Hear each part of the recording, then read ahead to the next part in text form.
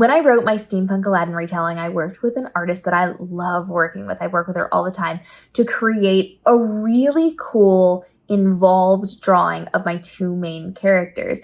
And so the process was me going to her and saying, hey, listen, I'm writing this book. I would like some artwork on it, and I would like it to be a little bit different than we typically do.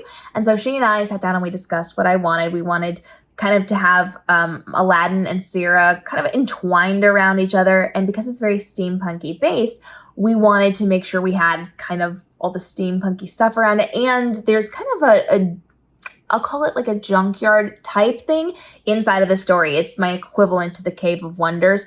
And I wanted a lot of, trash around them. There are barrels and there's things that they find inside of this cave of trash and junk and things, the bottles for the genies and all of this stuff is around them. And so for this, I wanted it to focus on Sira and Aladdin. I wanted it to be a little swoony for my readers, and then I wanted to have bright colors. Now the cover is purple. I really wanted to lean into that. I wanted to kind of approach this as if it were going to be a cover under the dust jacket. So when this book came out, we actually couldn't do covers printed directly on the books under the dust jackets. Now we can. Maybe I should update it. Let me know what you think.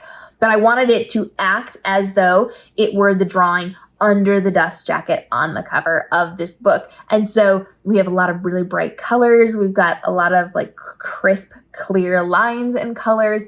And it just has some like hidden things in there that reference what happens inside of the book. So as you're reading the book, you can actually go and you can pick out the different elements and say, oh, I see. I get it. I get it. I get it.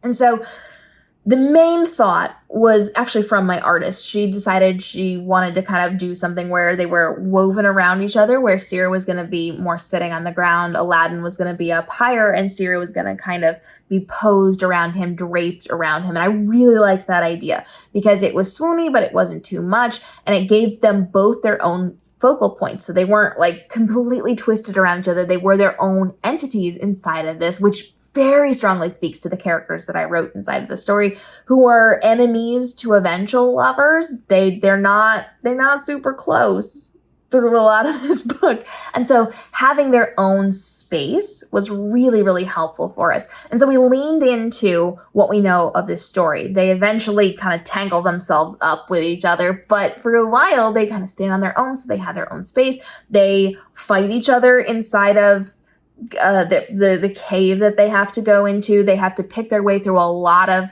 things that are kind of steampunk-ish. So we know brass is a big thing in the steampunk world, a lot of metals, a lot of metallics, a lot of cogs and gears.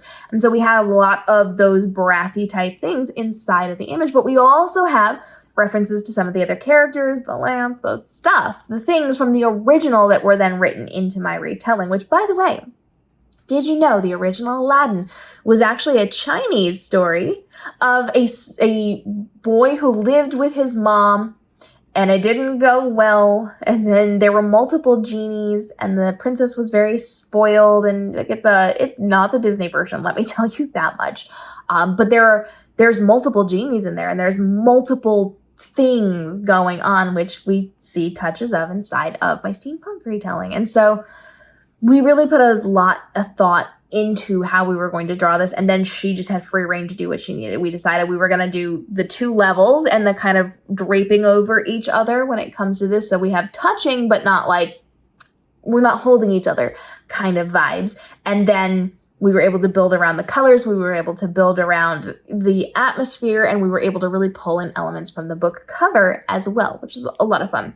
And so my artist worked for a good long time on this one. She would send me pieces as she was doing it to make sure we didn't need any tweaks or anything, or, here's where we're at right now. What do you think of elements for the background? Because she started with the characters first and then built the background out.